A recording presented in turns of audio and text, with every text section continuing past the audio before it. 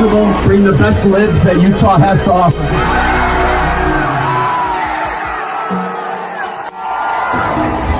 Counting or not counting gang violence? Great. If you thought that my husband's mission was powerful before, you have no idea. You have no idea what you just have unleashed across this entire country and this world. You have no idea.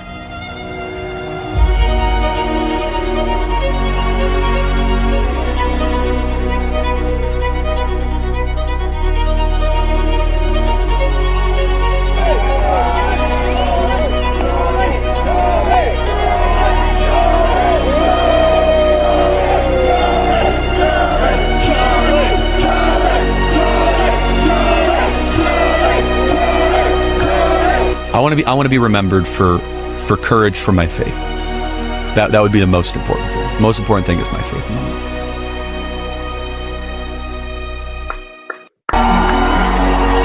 Get comfortable, bring the best libs that Utah has to offer.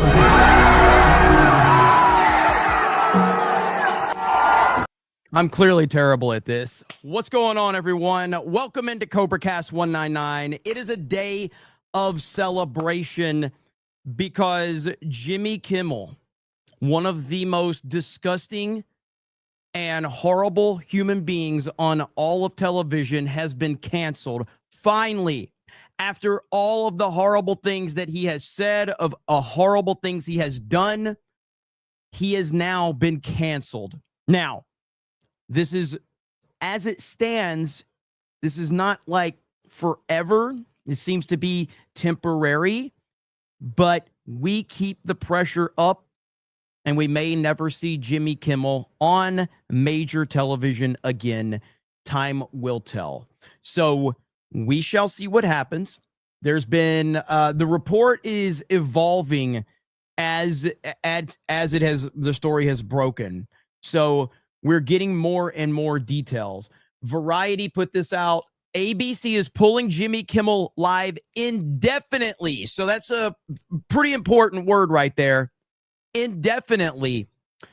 After Nexstar Media, one of the nation's largest TV station owners, said it would stop airing the program in response to Kimmel's remarks about the killing of conservative activist Charlie Kirk.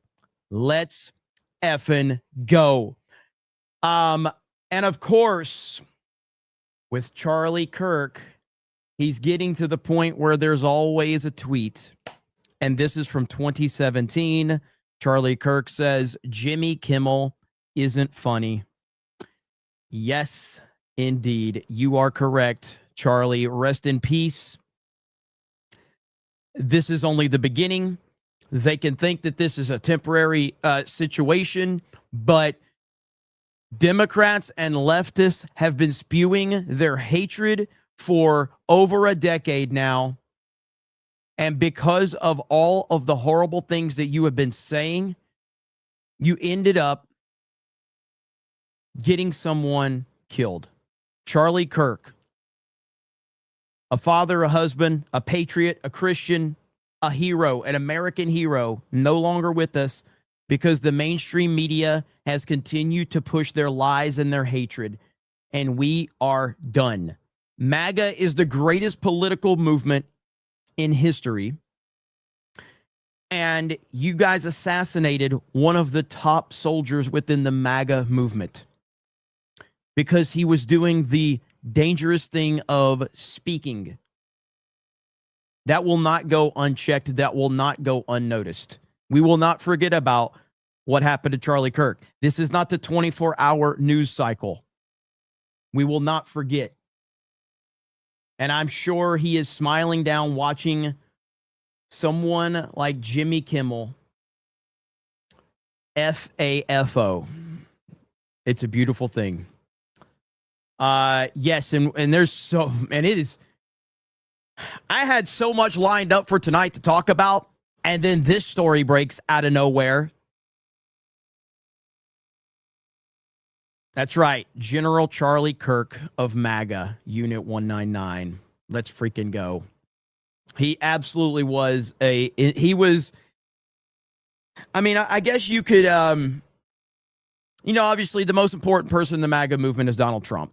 Outside of Donald Trump, there's an argument as to who is the most influential person in the MAGA movement. And I don't know if I have a definitive answer, but I would argue that Charlie Kirk is certainly on any short list for most important people, because of the effect that he had on the younger generation. It was a huge effect that even I wasn't aware of how big of a deal it was. But yeah, so people are not going to forget this. And for those of you that are curious, let me kind of show you what kind of led to this. Right here is the comments. I think, let me see if I can find it. I know I had several bookmarks with this horrible person. Is this it right here? Let's see. Disney's ABC is canceling Jimmy Kimmel indefinitely after he lied that Charlie Kirk's assassin was MAGA. So here we have it right here. We hit some new lows over the weekend with the MAGA gang desperately trying to characterize this kid who murdered Charlie Kirk as anything other than one of them and doing everything they can to score political points from it. In between the finger pointing, there was grieving. On Friday, the White House flew the flags at half staff, which got some criticism. But on a human level, you can see how hard the president is taking this. So he's taking shots at President Trump because, like we talked about on Geeks and Gamers Daily today, President Trump, the day after Charlie Kirk's assassination, looked miserable. He looked so hurt and so broken. And the left took those pictures and they twisted the narrative to say Donald Trump is too old. He looks like he had a stroke.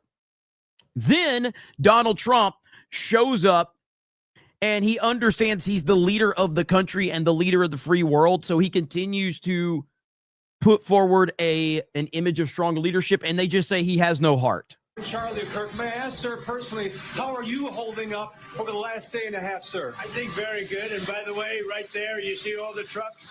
They've just started construction of the new ballroom for the White House, which is something they've been trying to get, as you know, for about 150 years. And it's going to be a beauty. Yes. He's at the fourth stage of grief, construction. There's demolition, construction. This is not. So this is kind of what's led to this whole situation with Jimmy Kimmel today. And look, man, people are sick and tired of it. It's that simple. And again, it's beautiful. It's beautiful to witness. I'm trying to upload something really quickly. Give me just a moment. As always, there's always something going on right there. Boom. Okay. So they say indefinitely. I think indefinitely means he's not coming back. But the key here, too, is this post right here. Your voice matters. You may not think your voice matters, but your voice matters. Okay? You have to continue to utilize your voice. As Megyn Kelly says right here. Let me find it. Just think for a minute about the amount of irate male viewer feedback they must have gotten to do this.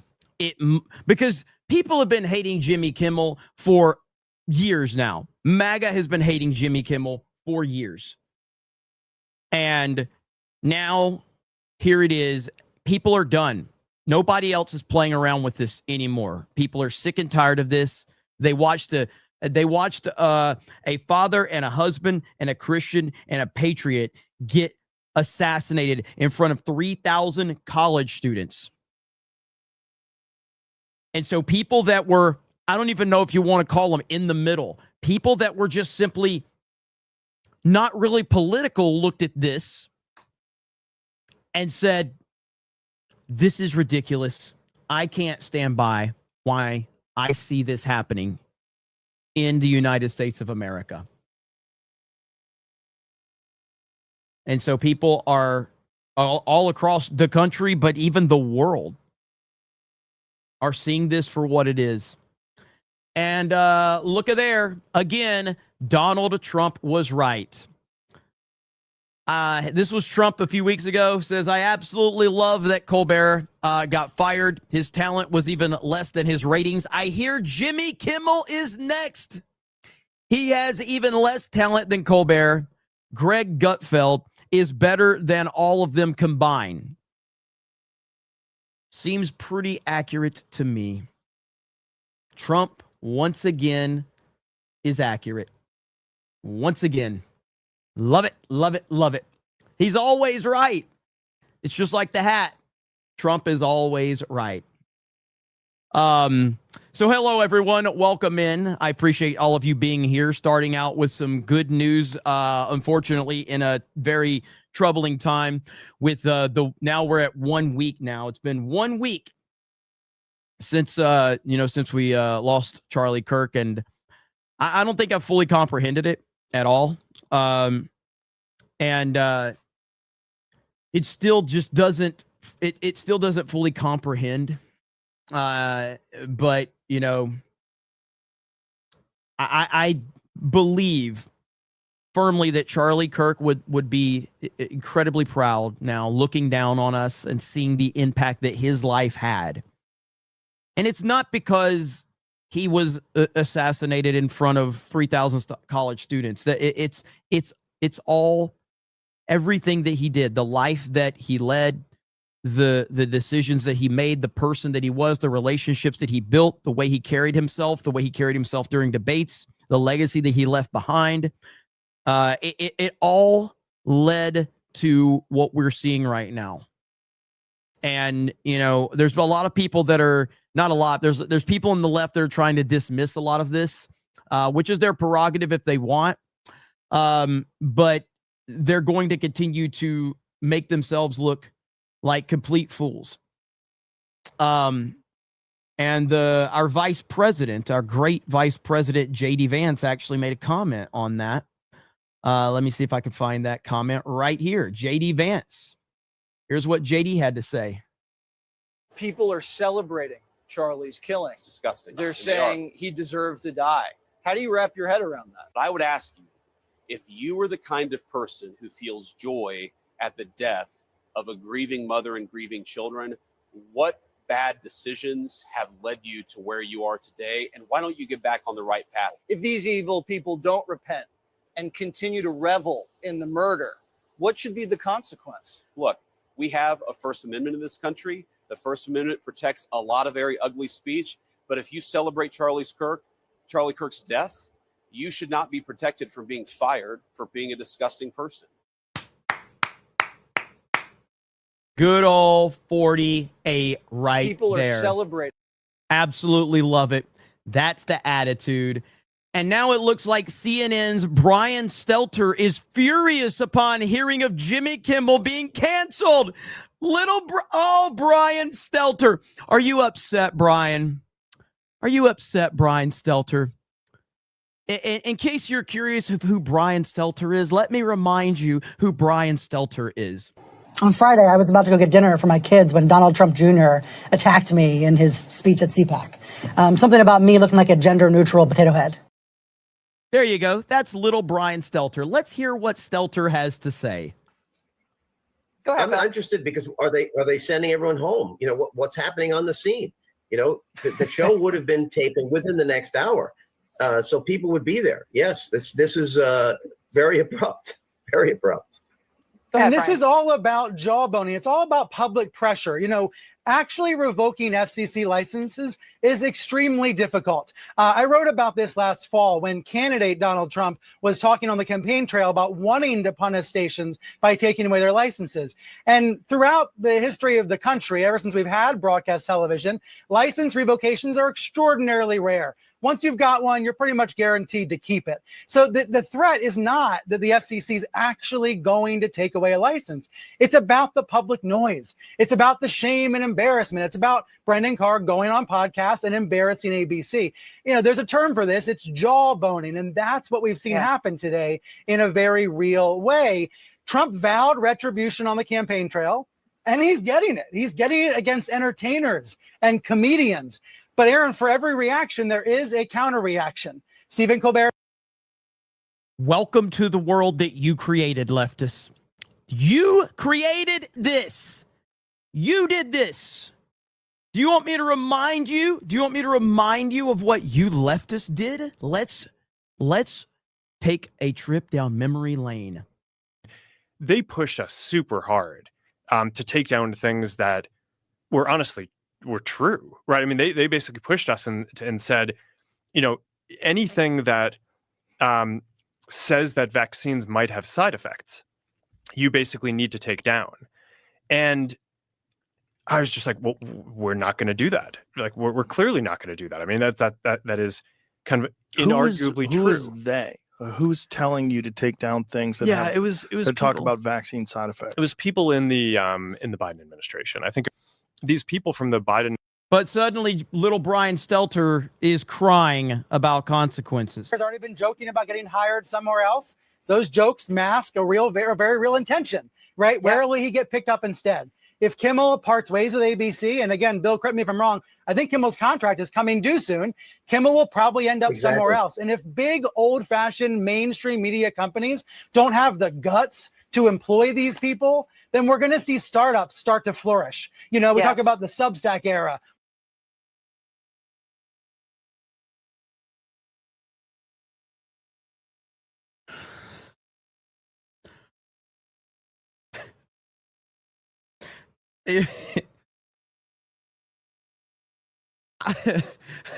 I can't. Okay, so little Brian Stelter, if you think that Jimmy Kimmel can sit down, and to be clear, what I do is not difficult, all right? It's not difficult when you're genuine and authentic. But Jimmy Kimmel can't sit down and do a show like me, who's a redneck from Alabama.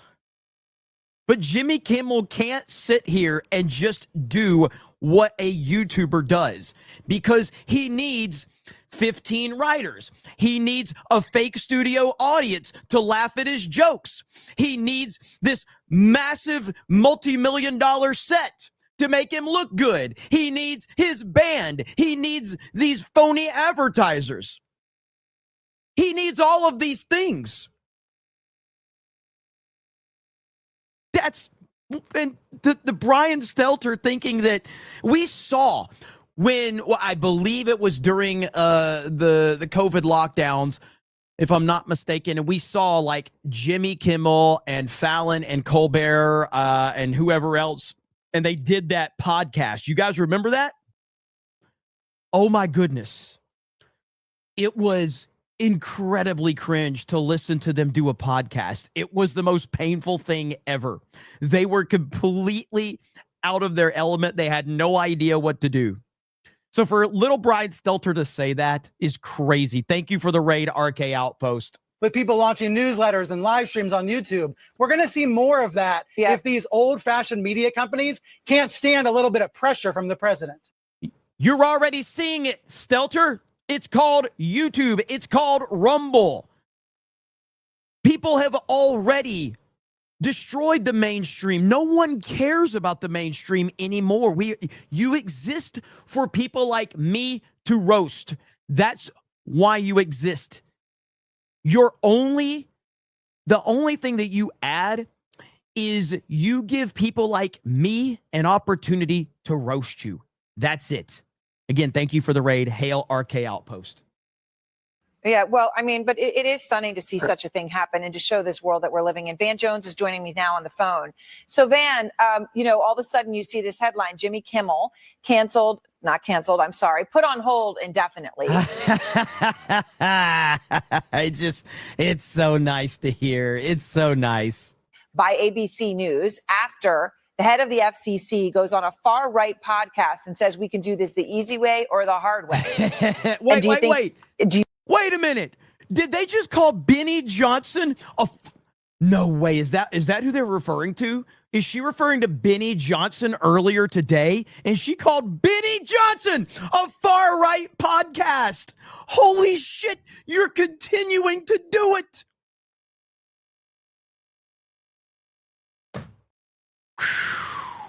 He goes on a far right podcast and says we can do this the easy way or the hard way. And do you think in your mind it's possible this might not be real? I don't know what's real or what's not real. I do know that a news organization anywhere in the world has a responsibility to stand up to government bullying, to government censorship. That is what we do. That is why we exist. Not to knuckle under, not to do what we're told, but to stand up and to say. I'm not. Somebody said, "Are you surprised by it?" It's not that I'm surprised by them saying that, because they've been saying this forever. It's the fact that they are under so much scrutiny right now with their language and what has led to what happened to Charlie Kirk, and they're continuing to do the same exact thing over and over again. I think, like, once we finish this, I have another clip that I have to show you guys. Hey, listen, if you want to pull these licenses, then we're going to go to court, and we'll be in the court of public opinion. But you don't get to go on a podcast and set policy for American media, for an American media institution that's been around a lot longer than me, you, or Donald Trump. This is a red line that has been crossed for our industry, for the First Amendment, for the right of people to speak. There was nothing hateful about what was said, and even hateful speech is protected. Oh, you guys are absolutely hilarious watching you cry and whine. CNN's whining about free speech? Should I remind everyone of this gold comment right here? Remember Clay Travis on CNN? Does everybody remember this moment right here? This is CNN telling you you could say whatever you want on the airwaves, apparently, when you're Jimmy Kimmel. Absolutely nothing to do with sports. And they said, look, you can't have this opinion. It's too conservative. We're not going to allow it. I think that's a bad move. I'm a First Amendment absolutist. I believe in only two things completely, the First Amendment and boobs. And so once they made the decision that they were not going to allow a conservative, non-sports related commentary, they couldn't do it. Hold on. I just want to make sure I heard you correctly as a woman anchoring the show. Did you say, what did you just say? You believe in the First Amendment and BWBS? Boobs. Two things that have only never let me down in this entire country's history, the First Amendment and boobs. So those are the only two things I believe in absolutely in the country. And so I don't think Jemele Hill should be fired, but I do think straight up that once you make the decision that you are going to let Kurt Schilling go, that you have to also make the decision that you're going to let Jemele Hill go. I think that's a bad decision. I think ESPN has made bad decisions that have led to 13 million subscribers bailing on the network. They've made bad decisions that have led to ratings collapsing. Now, the best part of this, when this happened, because this happened years ago on CNN, years and years ago. The black dude that's on the panel, he's pretending to be offended at what Clay Travis said. Now, every grown man in this chat right now, none of you would be offended to hear another grown man say, I like boobs. Not any grown man who acts offended over that, massive red flag. Massive red flag. In fact, let me just test things out in the chat. Does this offend you, chat? Does that offend you? Does this offend anyone? Just curious. I don't think anyone's offended in this chat. This guy, this black dude, pretended that this was offensive, okay? He virtue signals. Now, I'll tell you the whole story here in just a minute when we're done with the clip. Jemele Hill's television show is collapsing. Ratings were down 20% last week over last year. I think that's why she's angry. I think that's why she went after Donald Trump. She's begging for ESPN to fire her so she can work somewhere else. Okay. Keith, what do you think? Listen, I'm astonished at almost everything I just heard. You're astonished at hearing a grown man say he likes boobs? What? One of the things that, and Jamel's a personal friend, not just a colleague, but a personal friend. One of the things that Jamel's had to deal with her entire career, and many women who I'm friends with in this business and have been friends with in this business for a long time, is sexism, blatant sexism, comments about her appearance, comments about her racially, comments about her inability or perceived inability to be able to comment on sports because of her gender. For somebody to come on CNN and to say something like the only thing I believe in a discussion about something, I'm still there too, and I just want to make sure I'm hearing you correctly. BOOZE or BOOBS? Because as a woman, I'm as in boobs. I believe completely in the First Amendment and in boobs. Those are the only two things I believe 100% in this country. And by the way, Jamel has absolutely nothing to do with her background at all. Did you notice that? He went straight to that. Yeah, you're absolutely right. I did go straight to that. Why would you even say that live on national television and with a female host? I say it live on the radio all the time because it's true, and that's what I do.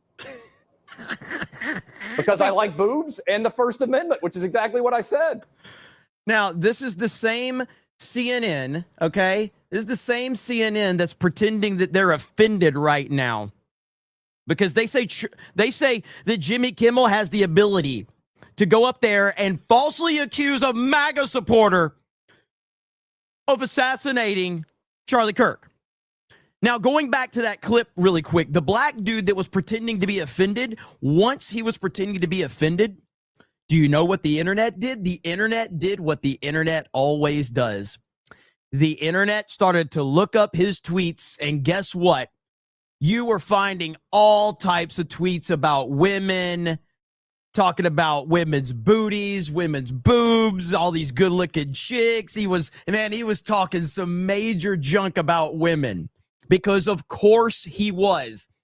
Because he was pulling the male feminist card of, oh, m'lady, I'm so sorry, m'lady, let me save you. Always, every time. Let's continue with current CNN right now, telling everyone how Jimmy Kimmel falsely accusing a MAGA supporter of killing Charlie Kirk, assassinating Charlie Kirk is okay. This is not acceptable. If you are going to run a media organization, it's called a news organization, you have to stand up to government bullying anywhere in the world and certainly in the United States. Well, the job should be to, speak truth to power, even when there are people who don't like the word truth anymore. All right, Van, stay with us. I want to bring in the Democratic Congressman Robert Garcia because he is the ranking member on the House Oversight Committee. And Congressman, I appreciate your time. We had planned to talk about something very different and obviously very important tonight in the Epstein files. This news, though, has just broken, and it is of utmost importance at this very moment. May I just ask you, what's your response when you hear what ABC has done after the FCC chair? We said we could do this the easy way or the hard way. I want to remind everyone with the context, Jimmy Kimmel lied on national TV and said Charlie Kirk's assassin was MAGA. And CNN is offended over this, that he was held responsible for this and accountable. We hit some new lows over the weekend with the MAGA gang desperately trying to characterize this kid who murdered Charlie Kirk as anything other than one of them and doing everything they can to score political points from it. In between the fingers. Ah, yes, Jimmy Kimmel. Ah, yes. Let me show all of you just so we're, clear. Clearly, MAGA supporter that had a furry fixation and a trans boyfriend that proclaimed support for Biden on social media. Clearly, that's a MAGA supporter, right? You lying piece of garbage. And CNN is offended that he's being held accountable. Yeah, obviously, we are all just learning about what just happened, not having all the information, but what I'm hearing is pretty outrageous. Look, we can all, of course, agree that political violence is horrific. What happened to Charlie Kirk is horrific. But the idea that someone is going to get pulled off a news program, off a channel that's supposed to be independent, and that ABC is making this decision because of possible political pressure through the president is both stunning and outrageous. And so I think that as information comes out, we've got to understand what exactly happened, who made these decisions. There's a lot of questions right now. I think the foundation of a democracy is also having a strong, independent news organizations and a strong, independent media. And it's a huge, important part of democracy. So I'm honestly pretty stunned. What happened with Stephen Colbert, what's happening right now with Jimmy Kimmel, This cannot be a pattern in the United States. So we've got to stand up and allow the media to be independent. Well, it is unfortunately a pattern now. How long has Jimmy Kimmel been on the air? I don't know. A long time. And his ratings have gone down consistently year after year after year after year. Same with Stephen Colbert. Ratings going down year after year after year after year. And so now, because you've literally falsely accused MAGA of being the assassin of Charlie Kirk, you're held accountable. Suddenly, we have to have better standards. Oh my God, these people. And evergreen tweets from Charlie Kirk. Oh, you're no fun. Right here, Charlie Kirk. Jimmy Kimmel says, repulsive liberal voices drive people away from the Democratic Party, but somehow fails to admit that he's one of them. Right here from Charlie Kirk. It's the loud voices that scare people from saying what they believe and make you think twice about a joke or whatever, these things. And, a lot of their points are valid, but a lot of them are also just repulsive. And I mean, they repel people from, they go like, oh, you're no fun. I don't want to be around you. And I think that if you had to boil it down to like one thing, that's kind of what it is. It's like, oh, you're no fun. I don't want to be part of your group. These are the worst people in the world. Checking it out, dropped 10 gifted memberships earlier. Thank you for the 10 gifted memberships. Greatly appreciate that. I saw John freaking Murdoch was here with a 50, and he said, let's see, not offended. I married my wife partly because of her boobs. Hail the 199. Mod lives matter. Chat lives matter. Thank you, John freaking Murdoch. Hail to you, brother. If you are just tuning in, Jimmy Kimmel has been suspended indefinitely, according to ABC, suspended indefinitely. And the internet is celebrating all over the country and in the world. And this is happening because Jimmy Kimmel falsely accused MAGA supporters of being responsible for the assassination of Charlie Kirk. Anyone with a working brain and the slightest bit of common sense understands that that is just not true. But welcome to the libs and their media and their lies and their garbage. It's really amazing. Willie Will with a proper 199 says, love and peace to all. I'm just thankful for D-Day Cobra and the Snake Pit. Willie, thank you so much, Willie. I appreciate it, brother. Hail to you. You've been here forever. We know you've had some tough times over the past, year or two, and I just appreciate you being here as everyone else does. So hail to Willie Will. Thank you so much, brother. We'll celebrate the proper 199s. However, I do have a new clip, just a random clip that I have to show all of you. And I intentionally left the spelling exactly like the auto generator wanted to make it, because I just think it makes it that much better. So here's a new clip for CobraCast where our wonderful President Trump is talking about a certain person and his significant other. Here you go. When they took over, Buttigieg, who has no clue, he drives to work on his bicycle with his, in all fairness, with his husband on the back, which is a nice, loving relationship. But he didn't have a clue. This guy didn't have a clue. And he's actually a contender for president. Between him and Crockett, you can have that party.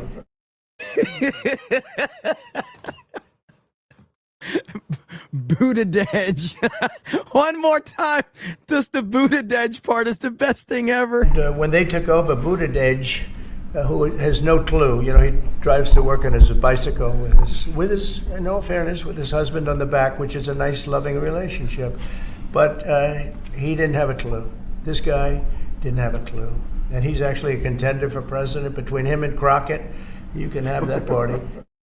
Buttigieg has got to be the funniest thing I've ever heard. When when the auto generator, I was like, what is the auto generator going to, how are they going to say that? And it did. I was like, I'm not even going to edit it. It's perfect. It's perfect the way that it is. So you love to see it. Benny Johnson is tweeting out, thank you, CNN and Brian Stelter, for melting down while admitting we ended Jimmy Kimmel's career today. We had FCC Chairman Brendan Carr on the show to announce investigations into ABC and Disney for letting Kimmel lie to millions about Charlie Kirk's assassination. Hours later, Kimmel was gone. It ain't much, but it's honest work for Charlie. Thanks again, CNN and Brian Stelter. Hail Benny Johnson. Kimmel was expressing what we've heard some other liberals say in recent days, that the motives are unclear and that maybe the suspect in this case was a Republican or was some sort of far-right fringe figure. Of course, there has been a lot of discussion about that in recent days. There's a lot of evidence pointing in other directions about the suspect. But Kimmel was on the air talking about this, making a very serious commentary amid his jokes in his monologue Monday night.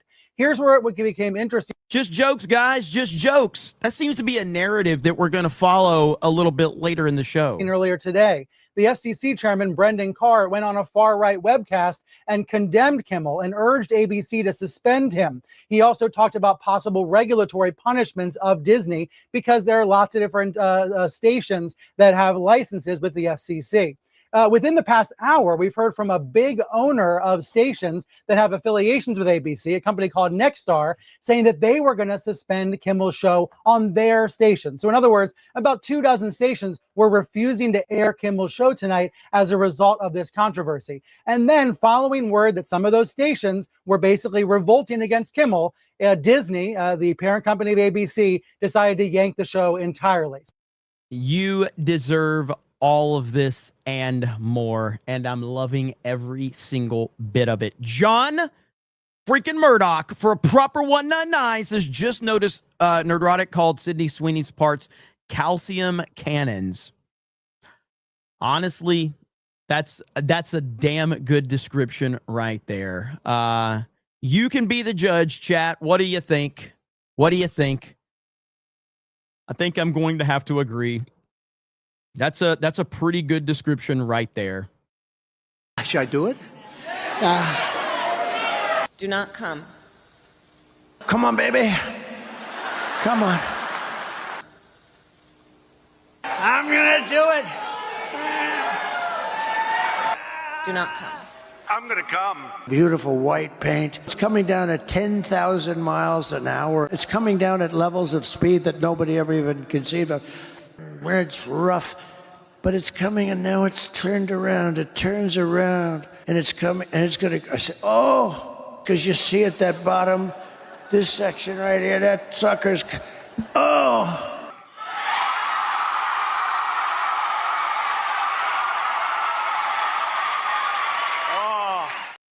There we go. Thank you, John Murdoch. I appreciate it, brother. Hail to you and hail to the chat. Okay, let's see here where we are. Yeah, look at here. RK Outpost. Jimmy Kimmel should have been taken off the air years ago, not for blackface, but because he's been aggressively unfunny for over a decade, all while telling half the audience to go F themselves as ratings crashed. And as you remember, he had his Karl Malone skit that doesn't really seem to offend the libs when it's one of their own doing it, but as soon as someone else does it, they pretend to be offended. I mean, to be fair, like, look, man, I don't know of anybody who's actually offended over blackface. Like, I just don't. I know people that pretend to be offended over it, but I don't know of anyone that's actually offended over it. I mean, who really cares? So who cares? Seriously.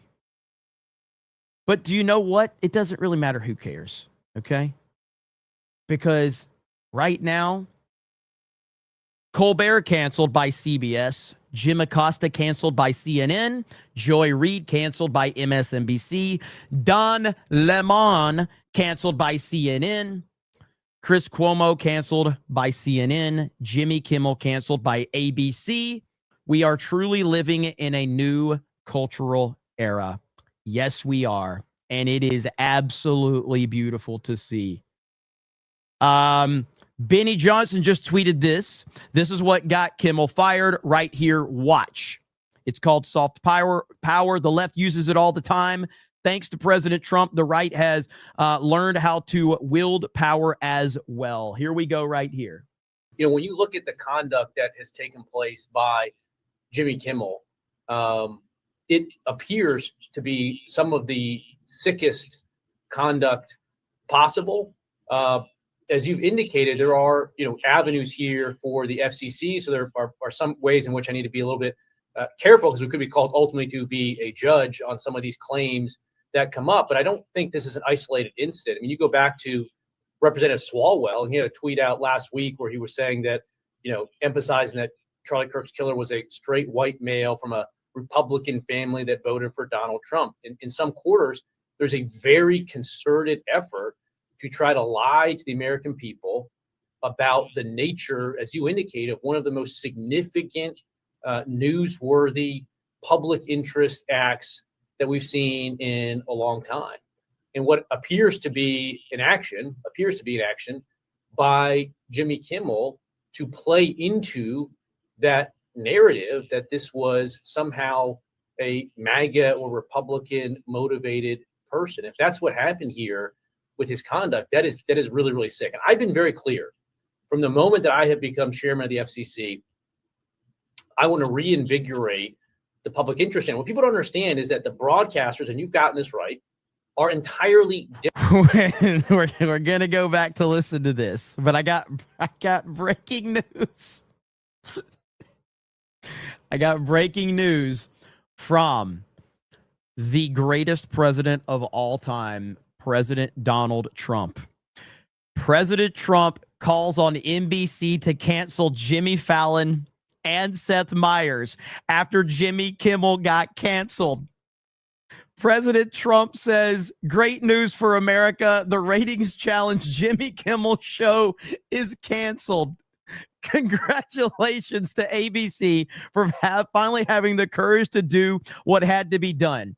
Kimmel has zero talent and worse ratings than even Colbert, if that's possible. That leaves Jimmy and Seth, two total losers on fake news NBC. Their ratings are also horrible. Do it, NBC. President Donald Trump. Yes. This is what I voted for right here. Woo! It is so glorious, man. It is so glorious.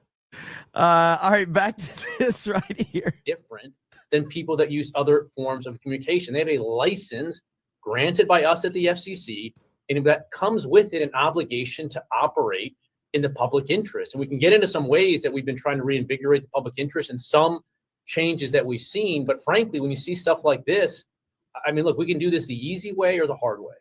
These companies can find ways to change conduct, to take action, frankly, on Kimmel, or there's going to be additional work for the FCC ahead. What kind of action would you see? I, at the very least, would like to have an on-air apology from Jimmy Kimmel.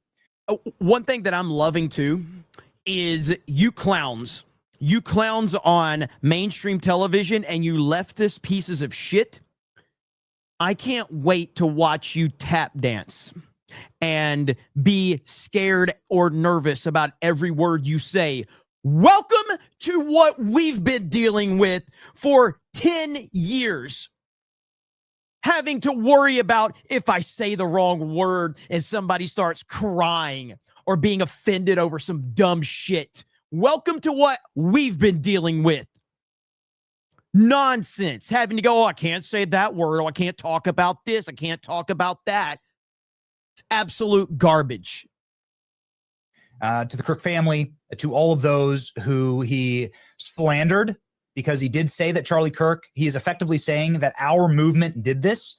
Our movement killed Charlie, that Charlie was deserving of this, effectively. And we've seen that. Somebody said Jeremy just wants to call Epic Mike some gamer words. Yes, I would like to call my friends offensive words, just like I do every day in real life. I would like to call my friends really offensive words because that's what friends do. Friends call each other offensive words. I'm not nice to my friends. I don't call my friend up and go, "Hey, buddy, how you doing? Hi, how's..." No, I call him and I say, "Hey, F word. You done sucking dick so we can have a conversation, you loser? Or do you and your boyfriend, whatever. Like, this is what we do. We're not nice to our friends. Nobody does that." At rear its head, this happens quite regularly, actually, on MSNBC and on other networks where they're trying to victim blame. And what that does, Mr. Chairman, respectfully, is continues the lie and continues the threat level to say effectively that we have no share in this problem at all on the left. This is a clear-cut case. What would you like to see done at ABC?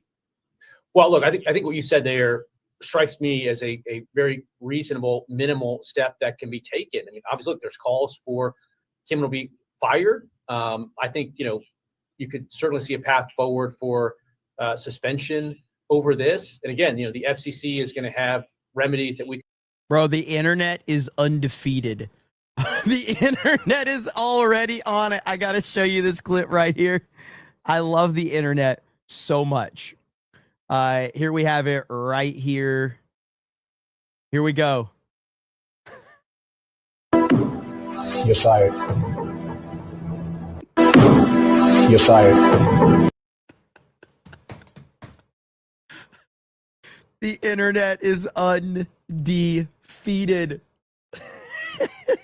We could look at, and again, we may ultimately be called to be a judge on that, but this also strikes me as sort of conduct that to some extent it shows some sort of desperate irrelevance. I mean, we're sort of exiting an era where the three main legacy broadcast networks could control and dictate the narrative to the American people. And one of the things that President Trump did when he ran for office, he ran directly at that legacy media establishment. He smashed the facade that they get to control what we say, what we think, the narrative around events. And we're seeing a lot of consequences that are flowing from President Trump doing that. I mean, look, NPR has been defunded. PBS has been defunded. Colbert is retiring. Joy Reid is out at MSNBC. Terry Moran has gone from ABC and so now admitting that they are biased. CBS has now made some commitments to us that they're going to return to more fact-based journalism. And so I think you see some lashing out from people like Kimmel, who are frankly talentless and are looking for ways to get attention. But their grip on the narrative is slipping. That doesn't mean that it's still not important to hold them to the public interest standard. That's what we're going to have to do. So we did elucidate and enumerate a number of statutes that could be used against ABC. If you would, Mr. Chairman, would you just explain for us what broadcasting in the public interest means? I don't think most people understand. I seriously, Benny Johnson is a major player right now, and people need to understand that. Like, he is huge. He's making huge waves, and he's doing his own thing. And I couldn't be happier. And yes, I'm friends with Benny. I obviously, I'm friends with Benny, but it doesn't change the fact that, what has he got, like 5 million subscribers? He's just had this interview, which has forced the hand of Disney and ABC. This is absolutely awesome. Understand actually the depth of how important it is that ABC, NBC, CBS have these gratuitous broadcast privileges granted to them by the American taxpayer. Yeah, the right way to sort of explain this to people so they understand it is in the media landscape as relevant here, there's two main buckets of actors. One, you've got what we call national programmers. So that's what Comcast is, Comcast NBC. That's what Disney is, Disney ABC. They're the ones that effectively create and produce these shows. They then provide those shows to individually licensed TV stations. And those TV stations are, in the main, owned by independent companies, independent from Comcast and Disney. But Disney and Comcast both own some televisions themselves. So start from the idea that you have national programmers that create the show. including the Kimmel Show. And then they're given to and distributed over licensed TV stations. It's the licensed TV stations that have the public interest standard, including those TV stations that Comcast and Disney own. So FCC regulatory action focuses on those individual stations. Someone just tweeted out, I think it was Autism Capital, Theo Vaughn should be dominating the late night scene. What do you think would happen if Theo Vaughn was a late night host? Now, number one, I think it's beneath him at this point to work for a mainstream outlet, but Theo Vaughn would be amazing. Get rid of all of these clowns and have Theo Vaughn, Greg Gutfeld, you know, these people, this is the new culture right here. Shane Gillis. Absolutely.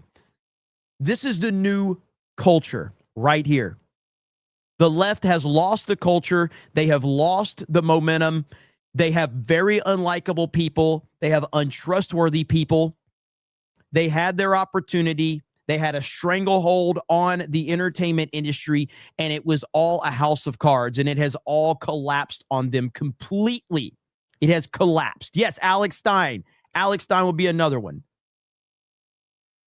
And one thing that we're trying to do is to empower those local stations to serve their own communities. And the public interest means you can't be running a narrow partisan circus and still meeting your public interest obligations. It means you can't be engaging in a pattern of news distortion. We have a rule on the book that interprets a public interest standard that says news distortion is something that is prohibited. Likewise, we have a rule that addresses broadcast hoaxes. And so, again, over the years, the FCC has stepped back from enforcing it, and I don't think it's been to the benefit of anybody. Just look at the credibility of these legacy media. It's absolutely through the floor. They used to be able to say at least they were more trustworthy than Congress, but now they're even less trustworthy than Congress. And so I think as a business matter for them, something has to change. And at the FCC, you know, we need to reinvigorate this. So again, there's actions that we can take on licensed broadcasters. And frankly, I think that it's really sort of past time that a lot of these licensed broadcasters themselves push back on Comcast and Disney and say, listen, we are going to preempt. We are not going to run Kimmel anymore until you straighten this out, because we licensed broadcaster, are running the possibility of fines or license revocation from the FCC if we continue to run content that ends up being a pattern of news distortion. So I think, again, Disney needs to see some change here. Yes. But the individual licensed stations that are taking their content, it's time for them to step up and say, this, you know, garbage, to the extent that that's what comes down the pipe in the future, isn't something that we think serves the needs of our local communities. But this sort of status quo is obviously not acceptable where we are. You believe that what Jimmy Kimmel said rises to the level of news distortion? Look, again, the FCC could be called upon to be an ultimate judge in that, but at this point, I think it's, you know, clear, it appears to be clear that you could make a strong argument that this is sort of an intentional effort to mislead the American people about a very core fundamental fact, a very important matter. At the end of the day, if we do get called upon to cast a vote on this, Disney will have a chance to put in their arguments and explain it. But you know, this is a very, very, you know, serious issue right now for Disney. Yeah. This is the F around and find out time that we're in. Willie Will dropped 50 gifted memberships. Now we have a lot of new viewers, and some of you are like, who is this show? What is D-Day Cobra? What is this all about? Is he a man of culture? Well, anytime we get 50 gifted memberships, we are certainly of culture here, because Anna Paulina Luna shows up with a MAGA bathing suit. And I think that is certainly, I lost track of what I was going to say. I just completely lost track of what I was going to say. So anyway, that's a very good clip right there. Okay. Thank you, Willie Will, for the 50 gifted memberships. Thank you so much, brother. I appreciate it, man. Okay. So look, we've had some more stuff happen today. I'm just going to go ahead. Well, first, before we move on to this other story I want to talk about, this kind of plays into the Jimmy Kimmel element. Yesterday, we had this reporter for ABC, and he said this right here. This. We have seen an alleged murder with such specific text messages about the alleged murder weapon, where it was hidden, how it was placed, what was on it, but also it was very touching in a way that I think many of us didn't expect. A very intimate portrait into this relationship between the suspect's roommate and the suspect himself, with him repeatedly calling his roommate, who is transitioning, calling him my love, and I want to protect you, my love.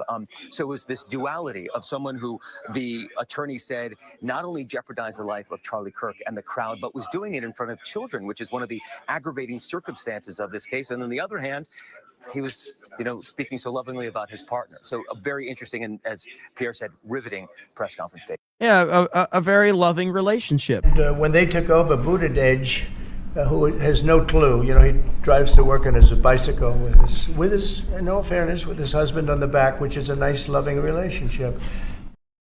So this clown from ABC had to apologize because why? Because he faced massive backlash.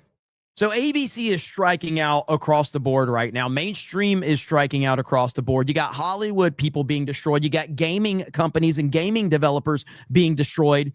And they all deserve it. You guys created this environment during the 80s and the 90s when I was growing up. This stuff didn't exist. This let's be offended over everything nonsense did not exist. This idea that everything is racist and sexist did not exist. Were those conversations out there, here and there? Yes, but it was never to this level.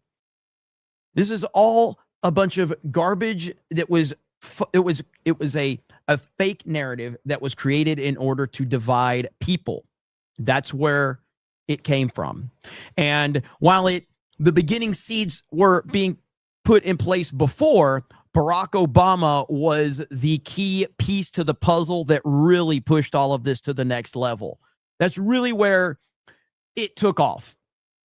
Barack Hussein Obama really elevated a lot of this. And now that same Barack Hussein Obama is back in the news. And Barack Hussein Obama makes some comments today about Charlie Kirk. Former President Barack Hussein Obama starts listing out the things he disagreed with Charlie Kirk on before pointing blame at the Trump White House for political division, because of course Barack Hussein Obama did that. Let's listen to what Barry had to say. This lately, and frankly, coming from the White House and some of the other positions of authority that suggest, even before we had determined who the perpetrator of this evil act was, that somehow we're going to identify an enemy. We're going to suggest that somehow that enemy was at fault. And we are then going to use that as a rationale for trying to silence discussion around who we are as a country. And he is such a bad speaker without a teleprompter. It is crazy. So like I said about Jimmy Kimmel and the late night host, when they don't have everything to make them look better than they really are, they look like this. And this is Barry.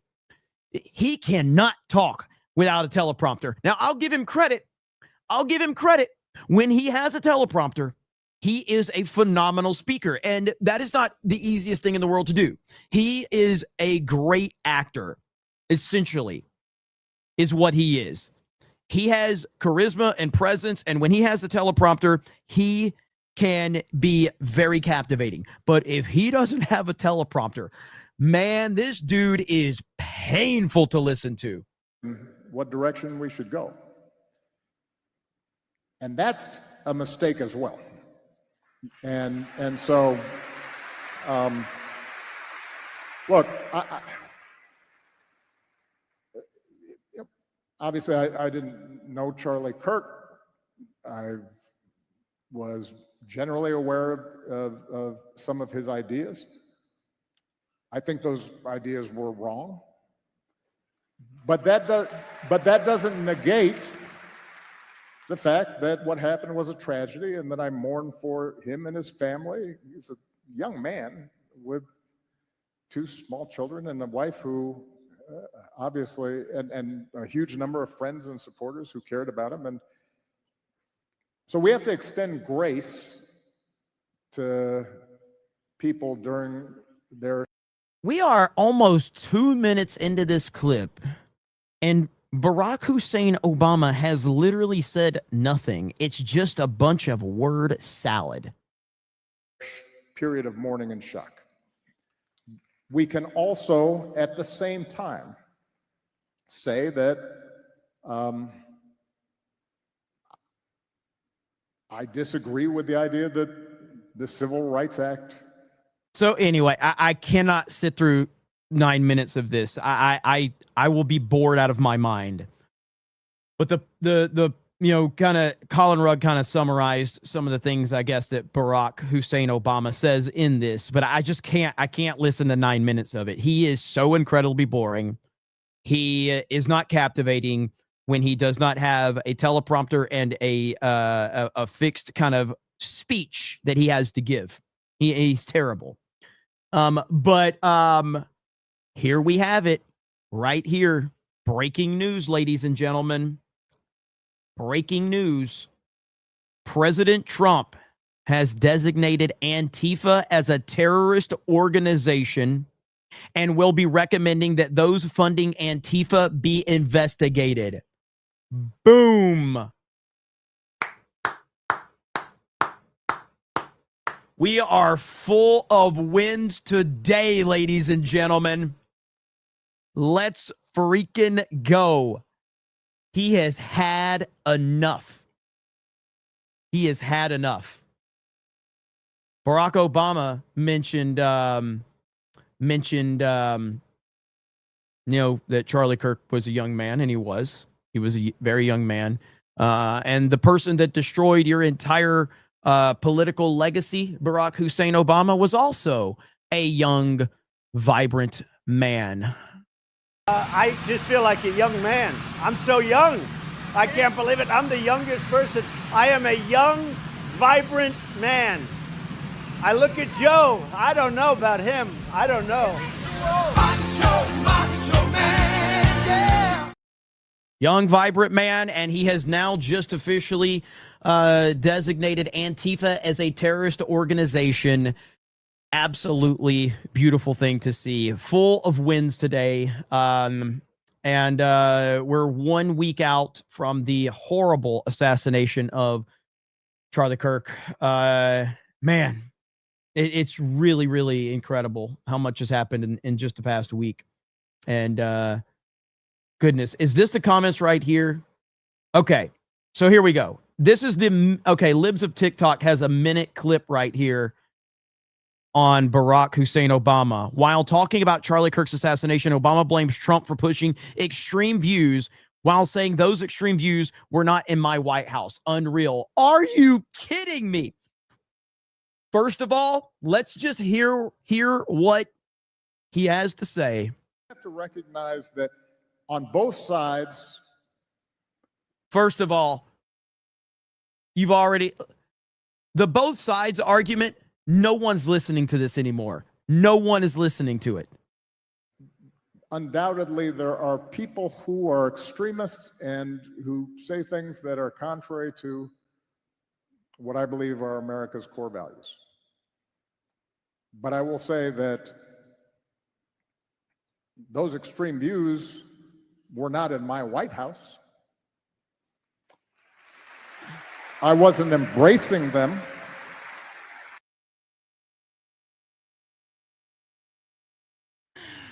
I want to say a lot of gamer words right now.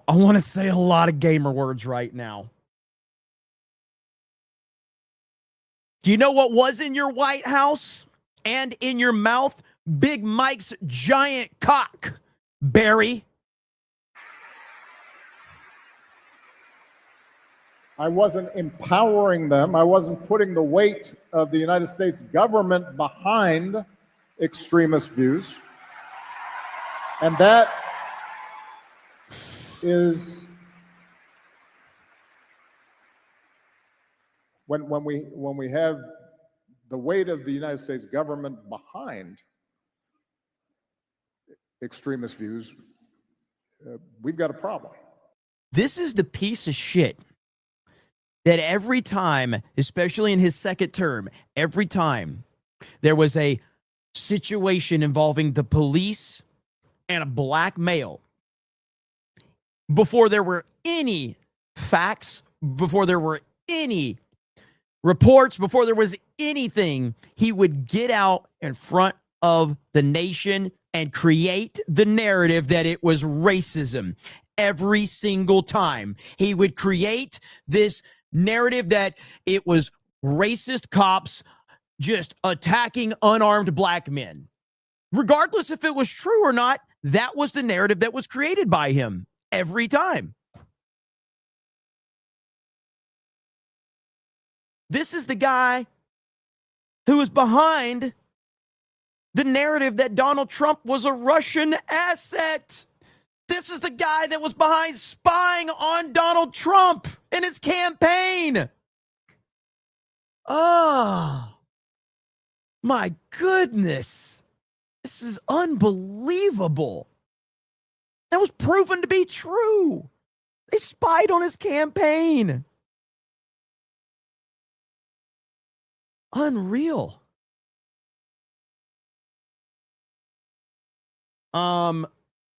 Benny Johnson just tweeted 2 years ago, Jimmy Kimmel, right here. This is what Jimmy Kimmel said 2 years ago. I'm telling you right now, Donald Trump is going to jail, okay? I don't want to hear anything else. I'm telling you. Today alone, his former chief of staff, Mark Meadows, we learned has immunity in the January 6th case. Hey, Jimmy. Hey, Jimmy, guess what? Guess what, Jimmy?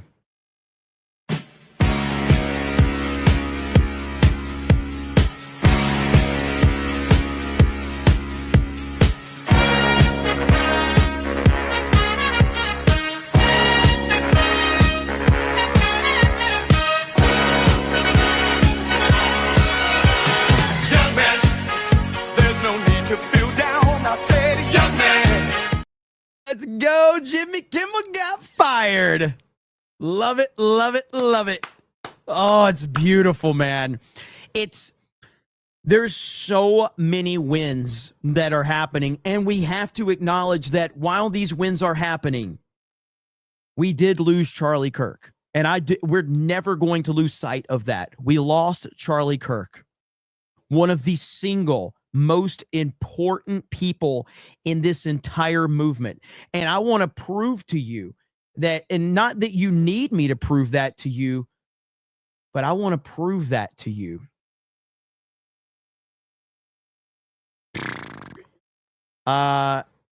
You all need to prepare. It may be people cutting some onions in here, but this is necessary for us to go over.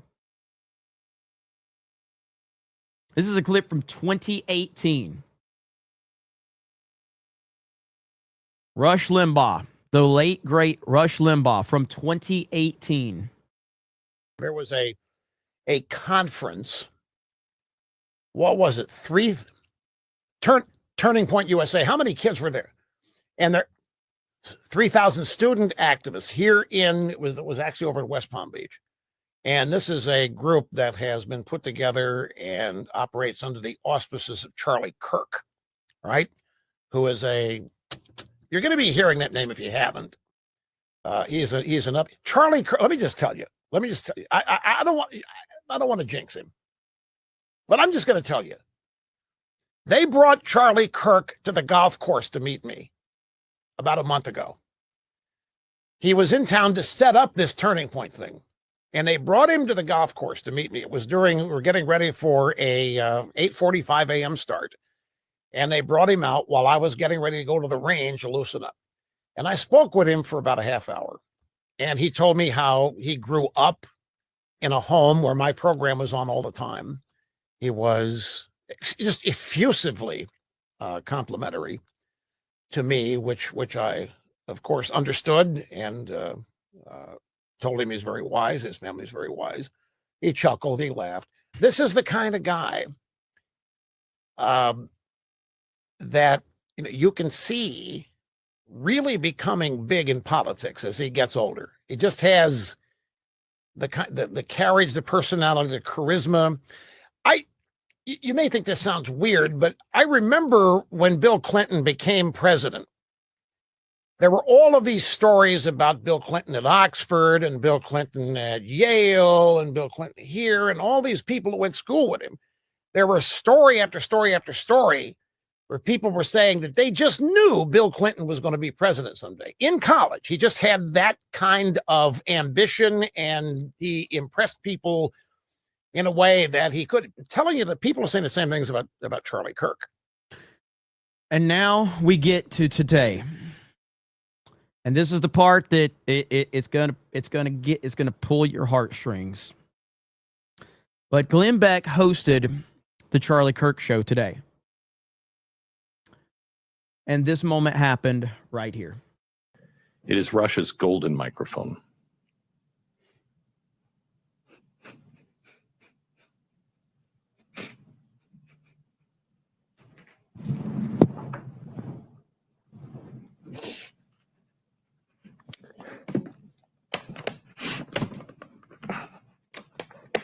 I think it's appropriate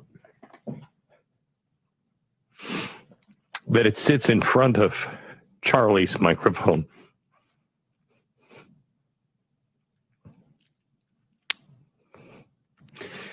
What I would have said to Charlie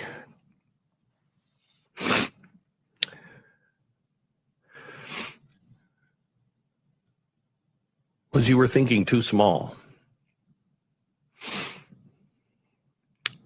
I want to be Rush Limbaugh someday. I'm a broadcaster. Rush was a broadcaster. But Charlie was a broadcaster and a narrowcaster.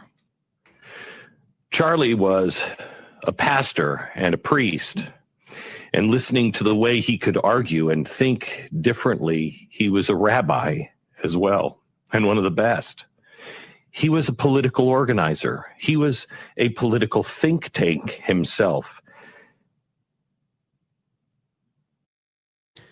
Powerful stuff right there. I remember when I went to Blaze Studios, I remember seeing the Golden Rush Limbaugh microphone. And, that's a pretty powerful moment right there. That's a very powerful moment, actually.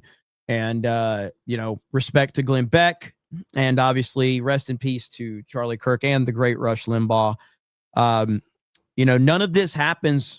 And again, I was not a Rush Limbaugh guy per se. I didn't listen to him. I knew of him. I was aware of him. But none of this happens without Rush Limbaugh. And none of this happens without Charlie Kirk. Yes, Trump is important. Trump is the leader of the movement. But you don't do anything individually in this world on that level. You just don't. Trump is the most important piece to the puzzle. Rush Limbaugh kind of laid that foundation for years and years and years. Charlie Kirk with the big, swing in the youth vote in 2024 played a massive role.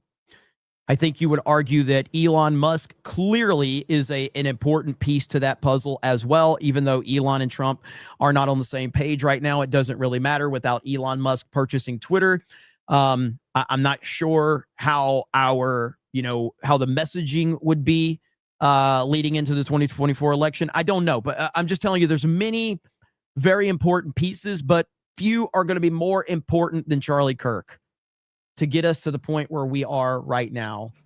And that has to be acknowledged. It absolutely has to be acknowledged. And on that note, we did get another, again, not the easiest thing to watch, but we got to watch it because it's a pretty big story and it's necessary to hear. But this is one of the men that were with Charlie Kirk the moment that he got shot. He's a Christian author. He was with Charlie. He was with Charlie when they loaded him up to the vehicle. And as difficult as this is to listen to, and I'm sure a lot of you have already heard this, but a lot of you haven't. Hearing his take on this, I think there's a lot of comfort in what he has to say because he was there firsthand. So let's listen in. Now, here's what Erica wants me to relate on Sunday. This is going to be the hard part, but maybe also the comforting part. Charlie Kirk was literally like a son to me. I have 3 sons. He was like my 4th son. My 3 sons are a little bit older than Charlie. He was like my 4th son. So when he was hit, if your son got hit, what would you do? What would you do? I got in the car. Because if there was any way I could save him, I had to do something. I couldn't just take him. You guys got it. So they got him into the side of the car. It was an SUV. It was the SUV we took over. And I'm on one side, and there's actually some video of this. Somebody's taking video of this. I'm on one side of the car, the right side, and they're getting Charlie in. So I run over to the other side, but the guy who was dragging him in is now blocking that entrance. So at that point, I run around to the back. I pop the back gate open, and I jump in the back. The car lurches forward. Apparently somebody jumped in the car. So the car lurches forward. So I almost fall out of the car, the SUV. Then I grab the thing and close it. And there's 5 of us in the car now. Justin is driving. Dan is up front with the GPS. Rick has got him. Rick's on my left, and Brian is there. And I'm coming over the back seat, and Charlie's laid out in front, just right in front of me. And Charlie's so tall, we can't close the door. We drove 4 miles, I don't know, it's 4 something miles, all the way to the hospital with the door open. To this day, I don't know how Brian stayed in the car, because we're just go. We're trying to stop the bleeding. You saw it. And I'm yelling, come on, Charlie, come on. Meanwhile, my phone is still on. My son and daughter-in-law are hearing this whole thing. And a security team, again, Justin, Dan, Brian, and Rick, they love Charlie. But they're much cooler than I mean, they're just carrying out, they're calmly, but they're swiftly doing exactly what they were trained to do. Rick starts praying out loud. I'm praying out loud. We're yelling, come on, let's go.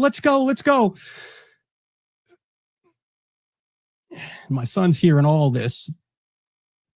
And we're doing the best we can to navigate traffic. This is not a highway. We're on surface streets. And suddenly there's an ambulance coming toward us.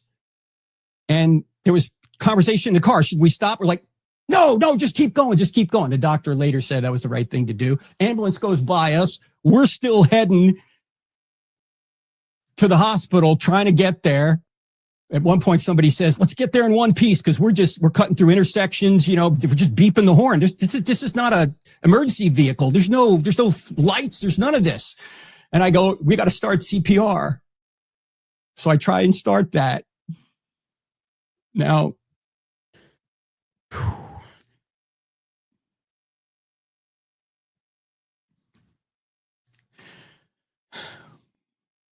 Charlie wasn't there. His eyes were fixed. He wasn't looking at me. He was looking past me right into eternity. He was with Jesus already. He was killed instantly and felt absolutely no pain. That's what I was told later. But of course, we had to try. And by the way, there was just nothing any of us could do about it. We were giving him CPR, but nothing was happening. It wasn't like if we had better first aid or we had better medical facilities or we were faster to the hospital, we could have saved him. We couldn't.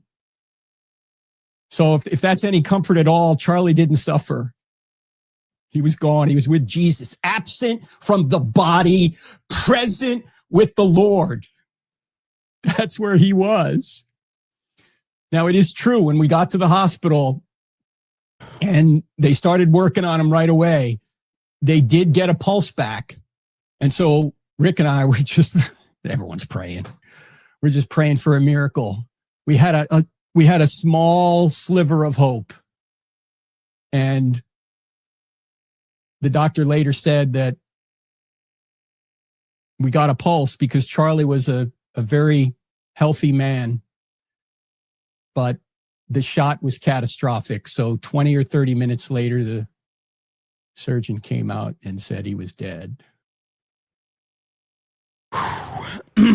So yeah, a lot of that is very tough to hear, but I think that there's some comfort in that, knowing that he didn't suffer. I think that's the biggest thing to take away from it, is that he didn't suffer.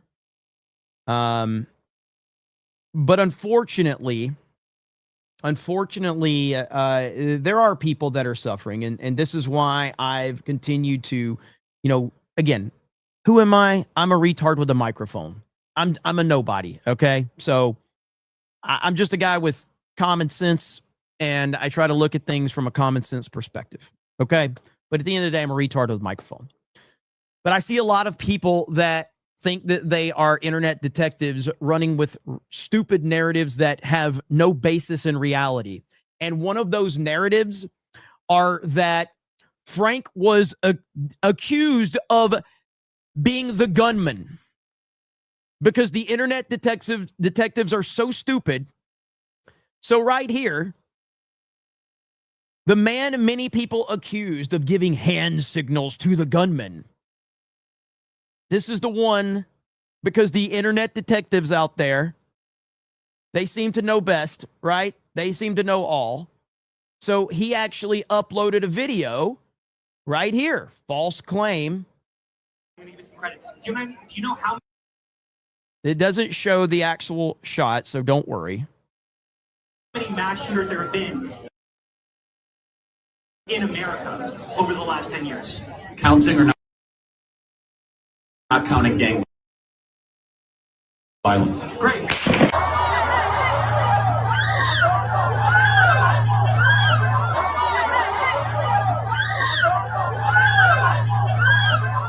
Well, first, thanks, Frank, for having me on, and you're a great friend. Your texts are always so encouraging, and it's nice to have a couple friends right now, and you're one of them. So thank you. It's really touching. So how did I do?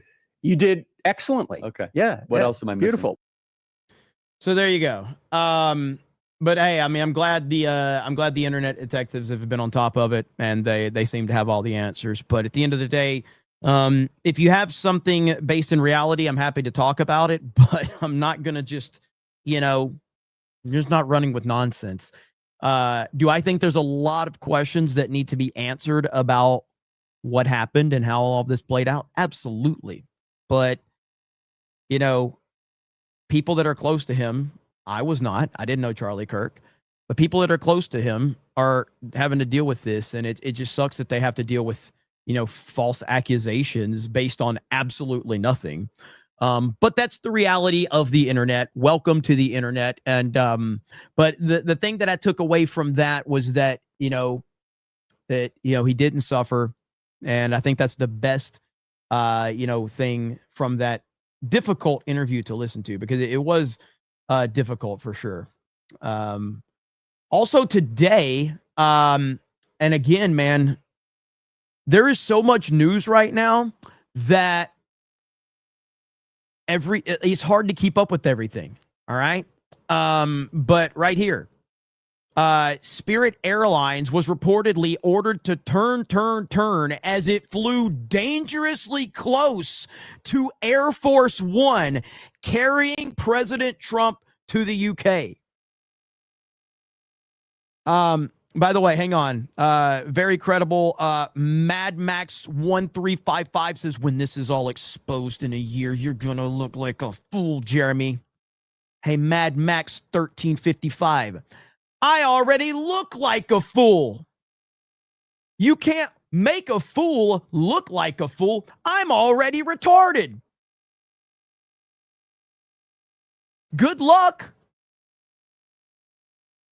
The retard with a microphone's going to end up looking like a retard. We got him, boys. Congratulations. Anyway, back to the story at hand. The pilots were distracted and playing with an iPad as the plane closed in on Air Force One.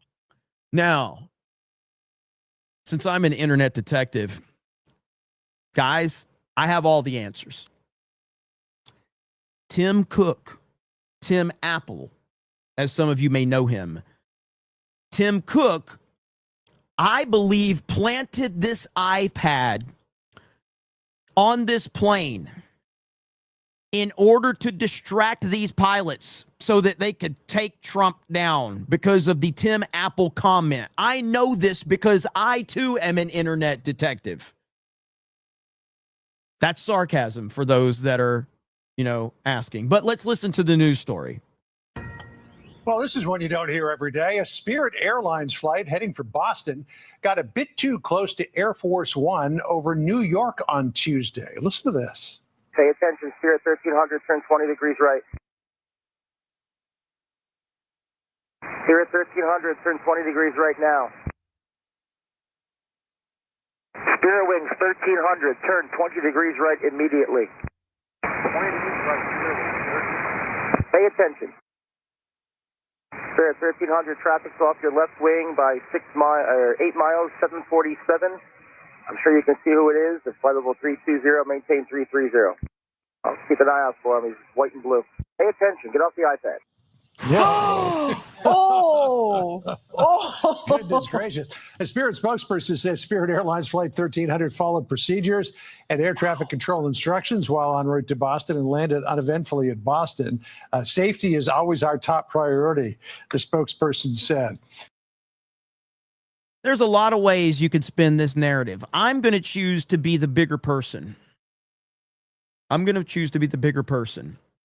not going to blame the Jews. I'm not going to blame Israel. I'm not going to blame Mossad. I'm not going to blame Tim Apple. I'm just going to say that this is yet another example of why Android is superior to Apple in every single way possible. That's the narrative I take away from it. Android for life. Apple caused this. Thank you for your attention to this matter. That's a crazy story. It reminds me of the Breaking Bad episode. It's what it reminds me of. Absolutely insane. Okay, so I am way behind on Super Chats, and I have another stream that I'm supposed to be on. So I don't know what I'm doing. I don't know how to handle this, actually. I don't know what to do. Kate says, for the Mage IDOT, happy Wednesday, people. Thank you, Kate. I appreciate you. Andrew Sierra says, I Googled massage Asian, having a good time. Hey. Lapco says, glad to see you're trying to clean up your language. It must be hard to limit yourself to 20 N-bombs a week, especially when you hit the limit on Tuesday morning. Keep at it. Just learn new slurs. Ryan Miller says, this happens when you continue to attack half the country for a decade and even go as far as attacking MAGA over Charlie Kirk. And it was about time they finally pulled the plug on his show talking about Jimmy Kimmel. And yeah, we'll put that up because that's a good thing to put. We've got a lad who ate 4 dozen eggs for $20. Says, if Jimmy makes a boohoo sob story about this show and cries, would you buy some popcorn? Absolutely. Absolutely. 1992 Space Movie says, I think that Kimmel was always going to get canned because of his ratings, but his recent comments gave New Star a cover reason to finally pull the plug. He could lose New Star just as much as Colbert did yearly. Colbert was losing what? Was it like $30 or $40 million a year or something like that? I see you, JD. Trump just declared Antifa a terrorist organization. I did cover that just a few minutes ago. Eric Heffelfinger says, people getting fired for celebrating are getting punished by society, not law. The consequences of their speech still allows them to keep publicly saying it in exchange for social rejection. And that's how it should be. Agreed. Absolutely agreed. NPC Hero says, I've been to a studio late night show. If it wasn't for the stage manager telling people when to laugh and react, I don't think we would have naturally made noise the entire show. Yep, absolutely. Norm Alman says, the day CNN goes out of business is a good day. Jonas J. Campbell for 10 says, I'm sorry, do they keep referring to Jimmy Kimmel as a news program? I know, right? Dustin says, Jimmy Fallon and Seth Meyers have got to be sweating like crazy right now, especially with Trump's comment. Britt says, these fug sticks in legacy media still do not realize we are laughing at them and not with them. Very true. Boomer says, here's 199, a 1999. I'm budgeting, haha. But thanks for all the entertainment over the years. Thank you for the support. I greatly appreciate it. Loudon says, I'll consider this delayed cancellation for his Shaq blackface. Well, it was Karl Malone, but agreed. Real Smile Bid for $10 says, I read an article today that Montel Williams said the killer was motivated by love for his partner than politically motivated. That was a weird take, in my opinion. Yes, these leftists are losing it right now. Marmella says, my Asian squinty-eyed ass has never talked like that to my F-face friends. I'm trying not to say the F word anymore, okay? Not during Mario Kart stream, which is what I'm going to jump on here in just a minute. I'm going to be saying the F word on Mario Kart streams a lot. No one for 1999 says, Jimmy Kimmel is the biggest gamer word. I'm happy for him losing his job. Get Ricky Gervais to take his job. That's a good call, actually. Hall in the Good says, Benny is the GOAT. He has been on a tear. I love it. He absolutely has. There's Willie Wills, 50 gifted memberships. Thank you. Red Mage for 20 says, I remember meeting Benny at MegaCon last year, right after the FNT panel. Really awesome to talk to him. I told him, thanks for doing the real journalism work since mainstream media lies. Absolutely. Blast Radius says, don't be fooled by the left's cries for free speech. They don't care about that unless they are censored. Where were they at when conservatives faced cancellation? Oh, right, because they created it. Absolutely. 1992 Space Movie says, I meant to say that New Star gave Disney a reason to pull the plug on Kimmel. His ratings are terrible, and he's probably losing Disney tens of millions, just like Colbert has lost Paramount. Jesus Davila with a gifted membership. Thank you. Obama says, fire every single late night host. They are all lying for the deep state. I agree.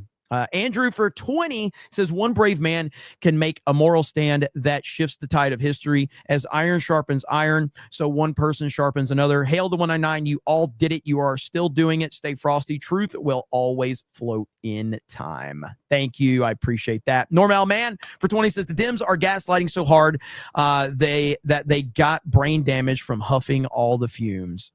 Let's see. Is it Novitic, I think.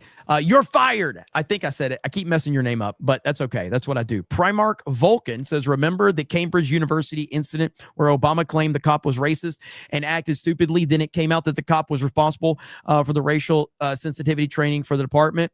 He did that a lot. Blast Radius says, Democrats hated Kirk in particular because he effortlessly took apart their ideas and silly notions right in front of them. He was also effective at swaying the young by talking to them. That's what these demons hated. Agreed completely.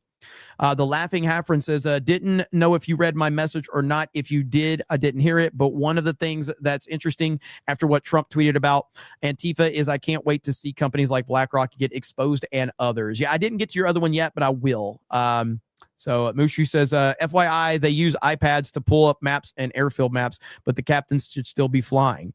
Yeah, I'm 100%. It's kind of a meme to laugh at it from that, but yeah, it was good. Timothy Finch says, take my money on this glorious day, you fruity queen. Shame it took Charlie dying for this to happen, but fingers crossed that John Oliver is next. Dude, John Oliver is one of the worst. Like, he doesn't get talked about anymore, at least as much as he used to. John Oliver is terrible. NPC here says they said until the heat dies down or something of that moment. What happened to Charlie won't go away. I doubt Kimmel show ever returns. Mr. Zeeb says getting rid of Kimmel only fuels the left's delusion of fascism, reinforcing their belief that violence is justified. Stay safe, everyone. Agreed. Storm Shadow says Kimmel to host new show, the Trans Man Show. Bearded Scout says Jimmy Kimmel pulled now ladies on a trampoline. The Mass Marvel says, remember when Kimmel said rest in peace, Wheezy, to people who didn't want the certain vax? Ministry of Wrong Think says that if Trump actually got TikTok banned, the normie right wouldn't be seeing these Kirk hate videos now in such numbers and radicalizing millions. Irony. Snake Eyes and Crocs says, I heard this was a good place to become a massage agent. I'm here to sign up and request to be Sydney Sweeney's massage handler. Let's see. Fantastic Knox says, Jimmy can live off his millions, but Erica and her kids have to live without her husband. I wouldn't be surprised if Jimmy starts bitching about his firing. FAFO at its finest. Sideways Stan says, even in the afterlife, Charlie adds value to his world, to this world by helping highlight these freaks and getting them canceled using the rules that they set down. Agreed. Spectre with a 199. Thank you. Ryan Miller says, this is what happens when you continue to attack half the country for a decade and even go as far as attacking MAGA over Charlie Kirk. And it was about time they pulled the plug on his show. MAGA Cracker Mike says, we are winning. Keep your heads held high. Slain Hope says, moving to Blue Sky really paid off for Jimmy lol. T-Mac Gaming says, if Jimmy Kimmel gets desperate for a job, he can always go back to wearing blackface. Mad Frog says, put the fries in the bag, Jimmy. MAGA Mike says, Trevor, Stephen Colbert, Jimmy Kimmel, all losers. We defeated them, their networks, and all of their investors. Restcott says, the Trump curse strikes again. MAGA Mike says, MAGA for life. Your Barmy says, give me that sweet retribution. MAGA Mike says, do not ever be quiet. Do not ever be silent. We are winning. Never let the terrorists silence us. America 76 says, Lamau, I can't wait for Mark Dice's rendition of Mr. Gender Neutral Potato Head. Mark Dice is great. Aberjam says, they killed the one man keeping them in the conversation. Conversation's over. Modalicious says, the last time Jimmy Kimmel was funny was when he worked with Adam Carolla. And even then you could see the lopsided talent in that duo. Neck Kada says he is a gender neutral potato head. Nader's Brick Channel says, Trump voice, this is the most estrogen filled potato I've ever seen. River Miles says, has Jimmy worked retail? Can Jimmy drive a forklift? No, he can't. Dude, only the coolest of the cool like me can drive a forklift, okay? Like, and it gets you the ladies, okay? If you are a forklift driver and you can make memes, you get all the ladies. That's just how it works. That's just how it works. All right. Ladies, calm down. Eric says Jimmy Kimmel can't match your production value. Few can match my production value. Modalish says Jimmy Kimmel eats corn the long way and backwards. Ministry of Wrong Thing says he needs some milk. Indy Ice says great point. Nice try. You're still gay. Slain Hope says they'll treat Jimmy as he was a martyr like Kirk. Net Steeler says MAGA welcomes Net Steeler to the Republican Party. Packy Protown says all cable comps need to remove WABC next. Jacob says Aaron Burnett defending can't handle the truth. F her. Southeastern Kaiju says Benny Johnson is a threat to democracy. Hail. Matthew says, I heard they are sending Jimmy Kimmel an Emmy through the mail. Xavier says, good day. Don't you dare touch our boy Benny. Zenny Biscuit says, oh, now hate speech is free speech. Ministry of Wrong Thing says, just to put this in context, the moron here is juxtaposing lying about Kirk's event as if that's speaking truth to power frauds.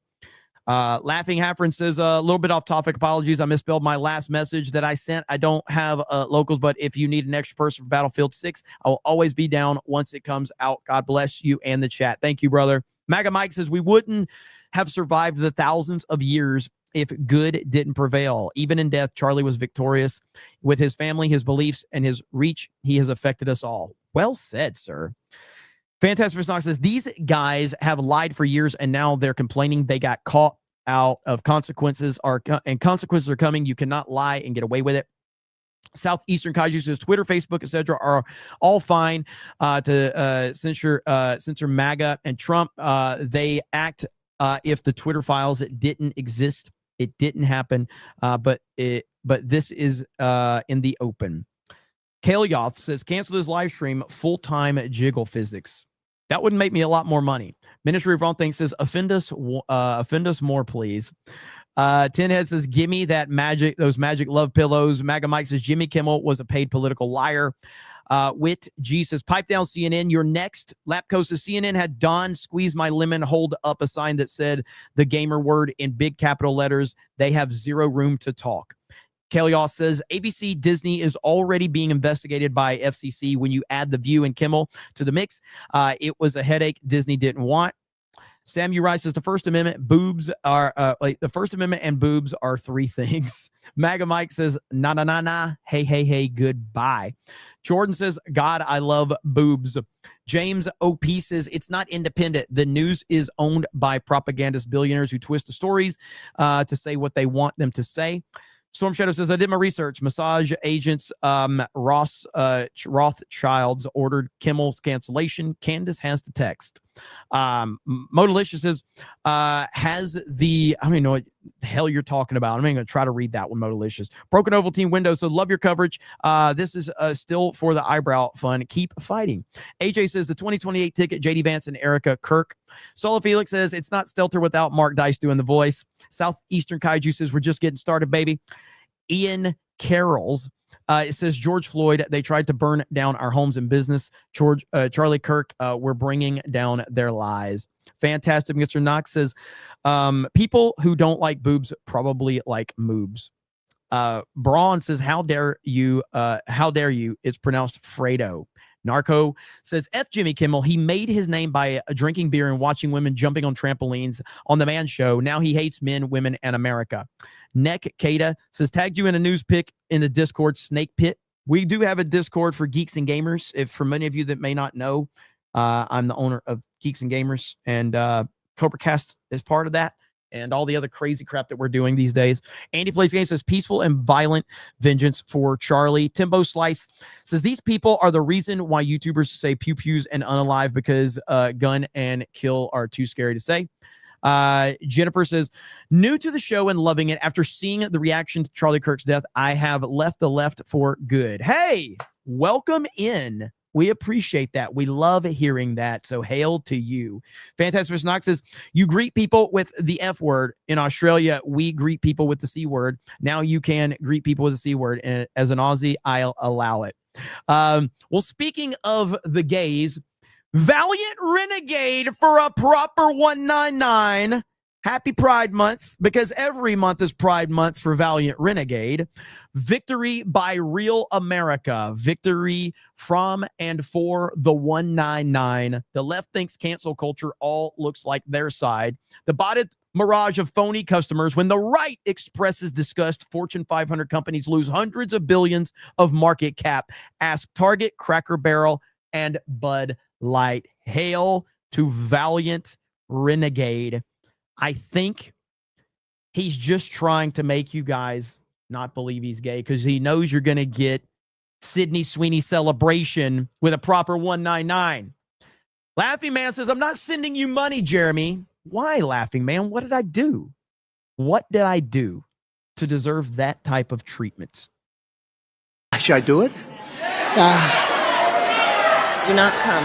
I'm going to do it. Do not come. I'm going to come.